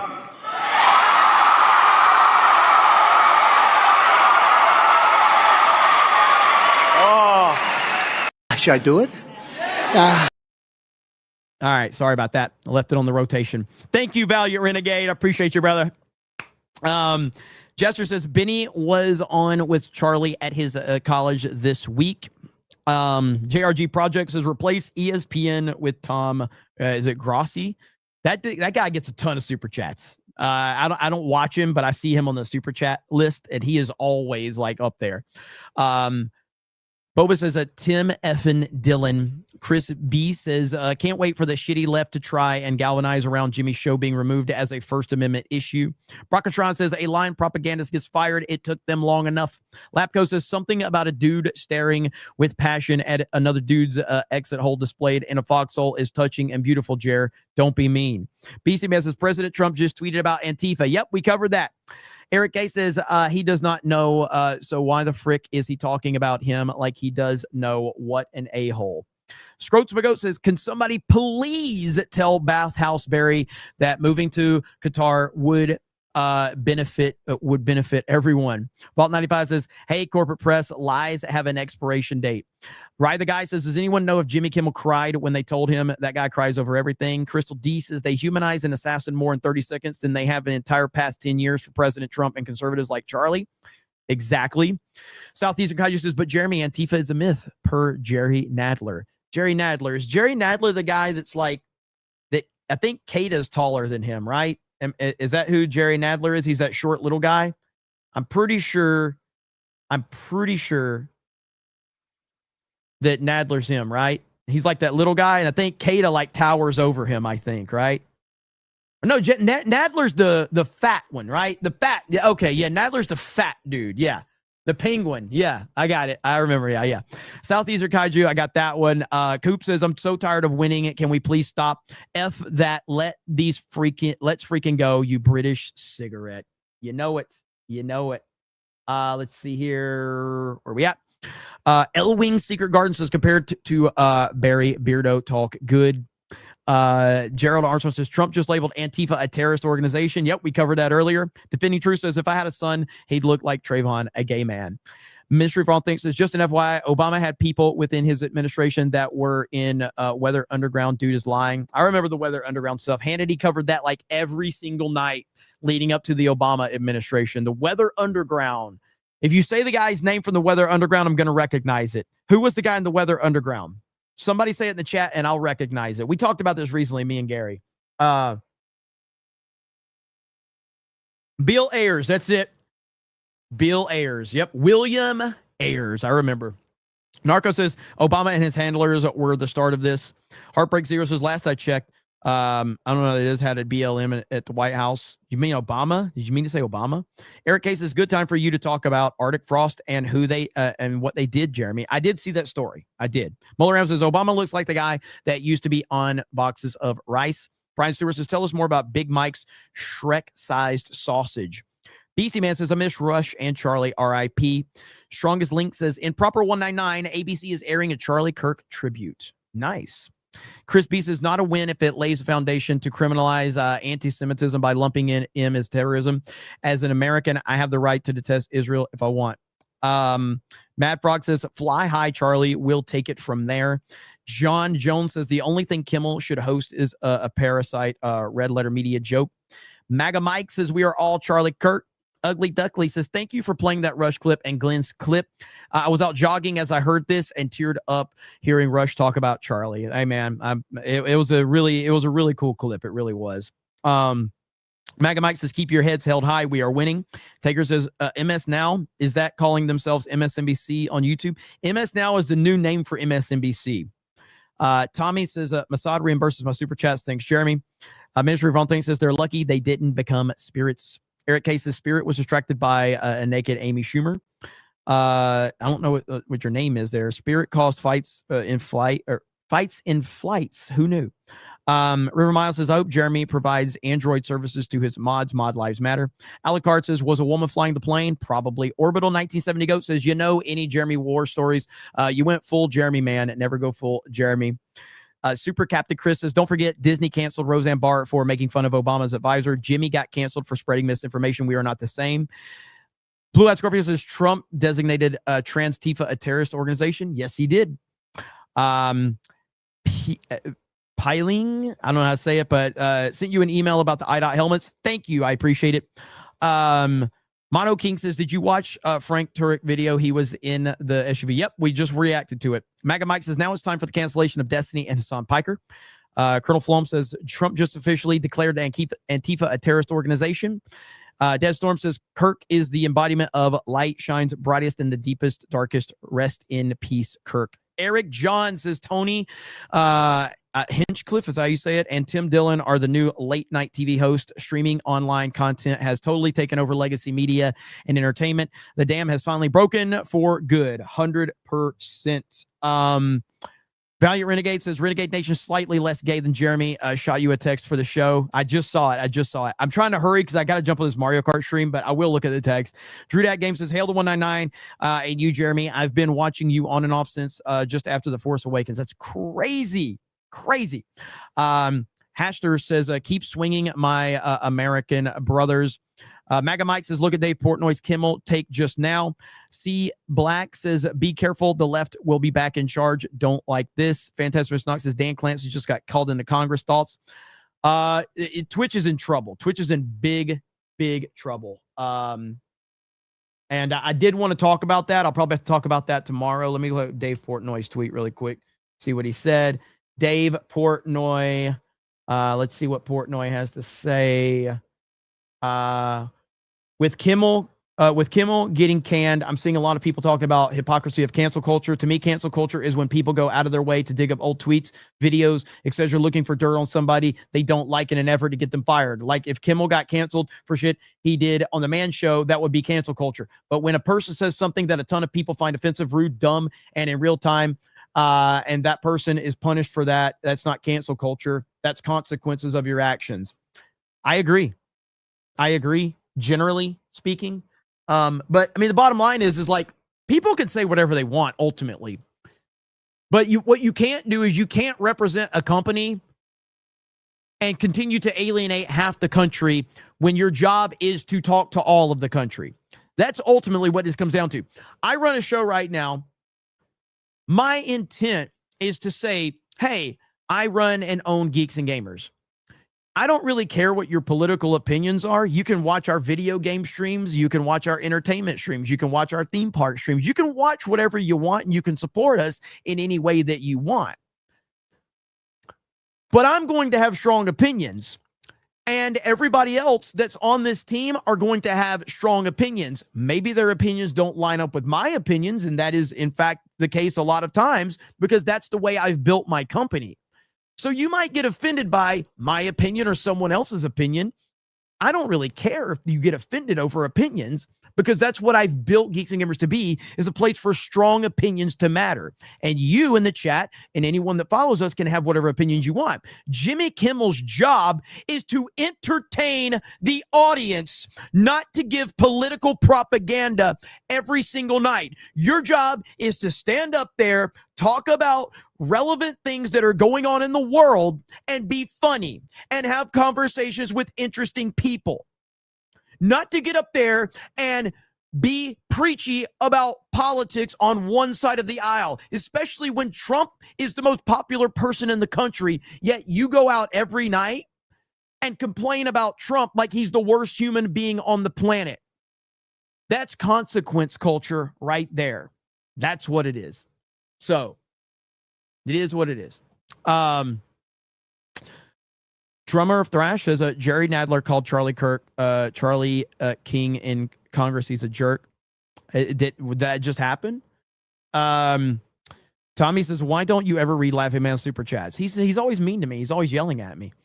Cliff says, remember Jimmy got sympathy when he almost lost his son due to being born with a heart defect. Now he's mocking another family after their father was murdered. What a piece of shit. Get effed, Jimmy. American Man says, Lamau, Kimmel, and Colbert were propped up by big studios. They'll flounder if they go independent. Absolutely. Stephen Strange says, Jimmy Kimmel has never worked retail and not a forklift and not certified for forklift. He's not qualified. Absolutely. Mod Eric says, women know the power of boobs. Look at ScarJo Young showing off those assets to get jobs. Now older, saggy, offended by it. Margot Robbie said the same, now showing off to get those jobs. Absolutely. Modalish says, I don't think anyone has ever used the phrase Don Lemon Party. You are welcome. Okay, so I'm going to go join my peeps over on Geeks and Gamers Play, playing Mario Kart World. If you're interested in that, this stream will raid that stream. If you're new to what we do, because we had a lot of viewers tonight, I run Geeks and Gamers We play video games. We talk about the entertainment world. I also have political opinions. We also have theme park channels. We kind of do everything. And we're going to continue to grow. We're going to continue to kick ass and take names and not apologize to anybody for it. We're built with strong opinions, and everybody here has different opinions on different topics, and that's just how it goes. So if you guys want to come hang out over there, my F-bomb rule will not hold up on Mario Kart because I cuss when I play video games. So if you want to join us over there, they are currently live right now. Here they are. So they're playing, and I'm going to be joining them soon. So if you guys are interested, I'll be over there here in just a few minutes. Thank you guys. I appreciate it. Laughing Man is really mad at me. He always is. I'm not going to stream my perspective tonight because I'm way behind after this stream. But hey, it is what it is. So thank you so much. I do appreciate it. I hope you guys have a good evening, and we will talk to all of you later. Bye.